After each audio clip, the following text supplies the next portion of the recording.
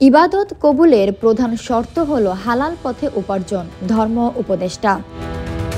ধর্ম উপদেষ্টা ডক্টর আ.ফ.ম. খালিদ হোসেন বলেছেন, হজরত মুহাম্মদ সাল্লাল্লাহু আলাইহি সাল্লামের জীবনাদর্শ অনুসরণ করলে ইহকাল ও পরকালে সফলতা অর্জন সম্ভব। তিনি বলেন, ইবাদত কবুলের প্রধান শর্ত হল হালাল উপার্জন, কারণ হারাম পথে অর্জিত সম্পদে লালিত শরীর জান্নাতে প্রবেশ করতে পারবে না।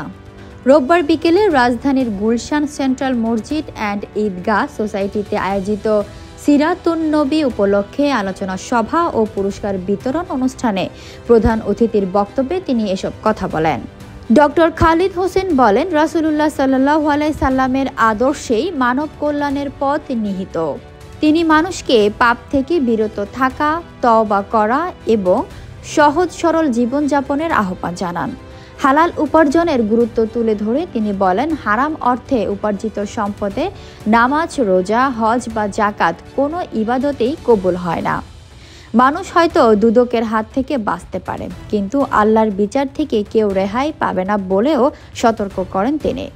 অনুষ্ঠানে সভাপতিত্ব করেন এ মতিন চৌধুরী এবং বক্তব্য দেন মসজিদ কমিটির সহসভাপতি লুৎফুল কবির সাদী সহ অন্যরা। Fatema Tuz Zohra, people voice television, Dhaka.